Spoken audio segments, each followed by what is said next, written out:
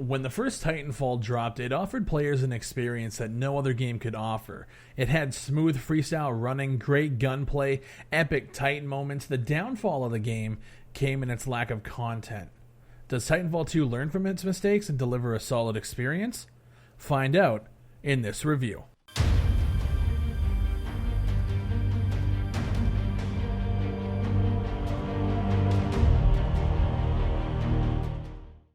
Titanfall 2 is a game that I believe tries to cater to everybody. It has a single-player campaign where the first one didn't. It has multiplayer game modes that cater to the casual side of things with attrition, where you can farm grunts and AIs and then use those points to kill other players. And it also has the competitive side of things, games like Amped Hardpoint and Capture the Flag. This is a weird one because Titanfall 1 was such a great game. The downfall, like I said in the intro, was because of the lack of content. It had no single-player story, and it had barely any game modes, weapons. Basically, everything was skimped down to nothing. Titanfall 1 should have been worth $40 at launch. Unfortunately, it was a full-price release with not a lot of content. Titanfall 2, on the other hand, is a full-price release, and they try to give us more content than the first one. Unfortunately, there's really not a lot here. The story puts you in the boots of Rifleman Cooper, who gets assigned to a BT unit after watching his friend basically get killed inside of his Titan. You guys go on a journey to essentially save the world, and this story is like so predictable, but I feel like they could have done so much more with the interaction between Cooper and BT. BT obviously being the Titanfall unit code that is given to him during manufacturing. At the end of the game, it builds up this huge Iron Giant-like moment where the Titan saves the pilot, and it's a very sad, or at least supposed to be, a very sad moment to end the game. But unfortunately, the entire campaign was very weak in terms of storytelling and in terms of interaction between Cooper and BT. You had voice prompts where they would talk back and forth, and a couple of them were clever little witty things that the robot would say, and it kind of made you chuckle sometimes.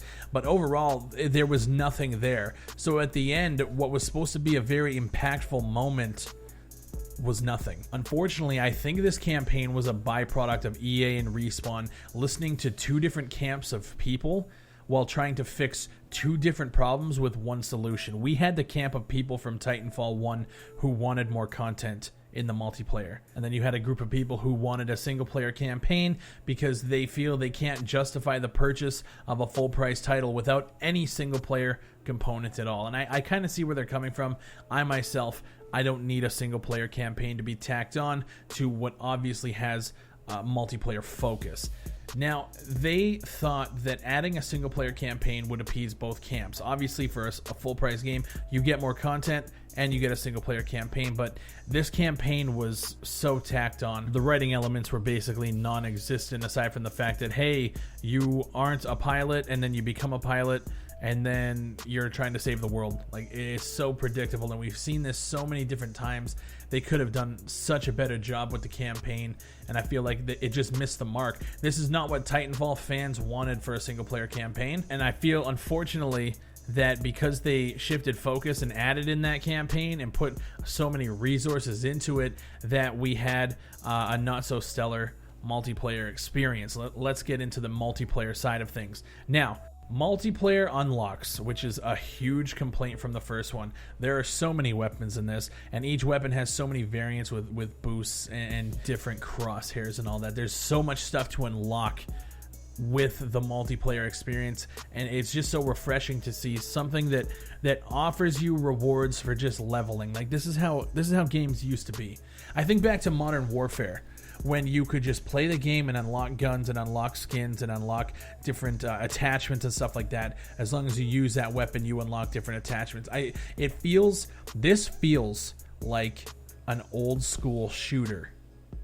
Now, unfortunately, the problems that persisted with Titanfall 1 in terms of not enough game modes and not enough maps and not enough content persist here. Now, you have 6 game modes, and kind of 5 if you really count pilots versus pilots being kind of like attrition, in the sense of it's literally attrition but you don't get Titanfall, so it's pretty much the same thing. But you have Bounty Hunt, which is the game mode that you saw in the beta, where you kill enemies to earn money, and then you deposit the money into the bank. You have Damned Hardpoint, which makes its return from Titanfall 1. It's basically like domination. You have Last Titan Standing, which is just Titan on Titan. You have Capture the Flag, which, I mean, basic Capture the Flag. And then you have Attrition and Pilot vs. Pilot. Attrition is the game mode from Titanfall 1, where you have like AI grunts running around that you use to farm and then kill other players like that. So it's basically like the same thing. It's basically like the same amount of game modes. You have a free-for-all mode, and then you also have like 8v8 variety games. So it's basically variety player counts and including a variety of maps on all of the modes, and then you have 8v8 variety as well. The biggest gameplay change, I think, comes from the boosts. If you guys remember the Smart Pistol from Titanfall 1, that is now a boost, which is something you activate every, whatever it is, 30 seconds or whatever. I personally use the Sonar, which is like a mobile kind of UAV scanning type thing. These really balance gameplay and allow you to work towards unlocking these things, and that just goes into the unlock system. There's so many things to unlock in this game in terms of customizing your character or customizing your Titan or your call sign or whatever the case is. There's a lot of stuff to work towards, which is fantastic. Now, this is where the review is going to take a turn, because I am so conflicted with this game that I have to figure out a way to say this, because when I play the game, I enjoy what I'm playing. And when people come through to the stream and they're asking me, hey, is this good? Is it worth the money? It's very tough to answer, because here's why.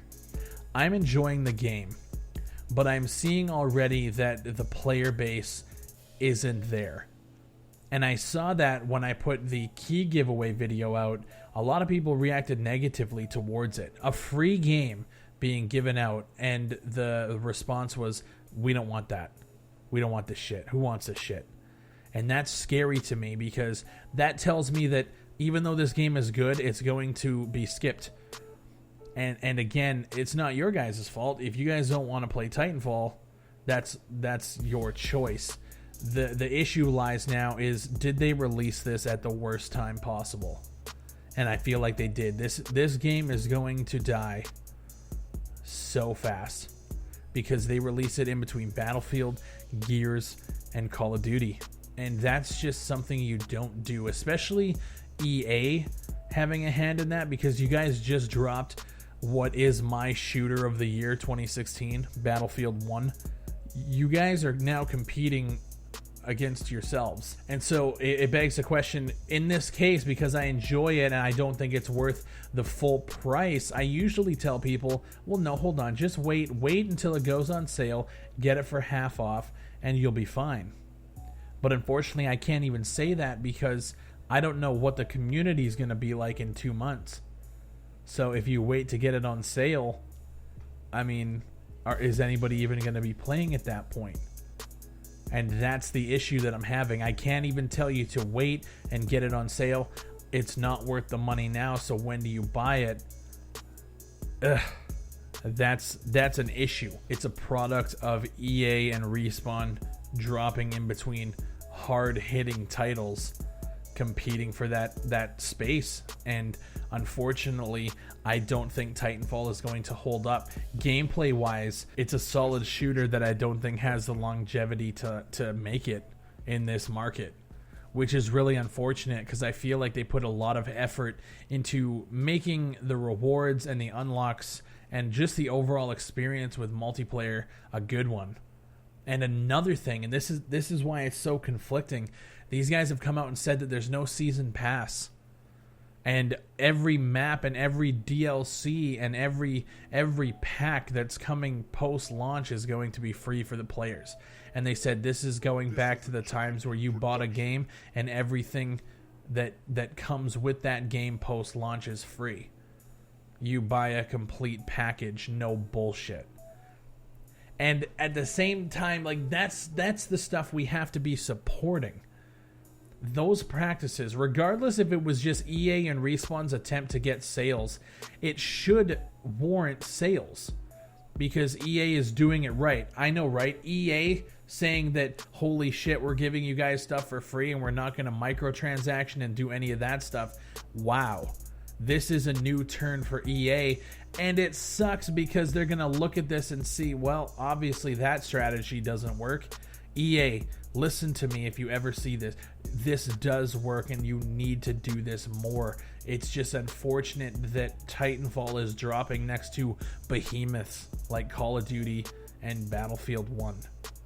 You need to continue that practice because it does warrant sales, and we want to support that. Unfortunately, I don't see the community supporting Titanfall 2 in a couple of months. A 3 out of 5.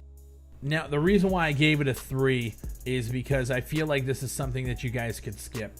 And I feel like I don't want to recommend it. If I gave something a 5 like I gave it to Battlefield, I feel like that's something that you guys have to play for yourself, especially if you're a shooter fan.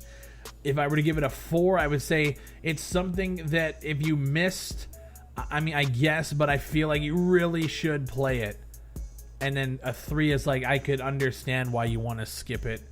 The campaign is it just felt so tacked on, and the multiplayer, I just don't see it lasting. And I can't recommend that to my people, knowing full well that in 2 months you're going to struggle to find a game. I mean, already just on the PC, there's only 10,000 people playing. That's not good. Like, for day one, 10,000 people, that's not good. That's not a good population. I still haven't played Capture the Flag because I can't queue up for it. Nobody is playing Capture the Flag, and that's one of my favorite game modes, and I can't even play it. So that's an issue. That's why I gave it the review that I did, because the game is solid. And if you were to pick it up, bargain bin, $20, maybe even $25, just to play through that campaign, and if you could even get like 2-3 hours out of the multiplayer at that point, I mean, you might have some fun with it. It really sucks because this is the first time that I see EA actually giving a shit about their customers. And like I said, even if it was just some scheme to get sales because they weren't sure how successful this was going to be, if you're going to offer everything for free post-launch with no season pass, that's something I do want to support. But you just should have did it with Battlefield.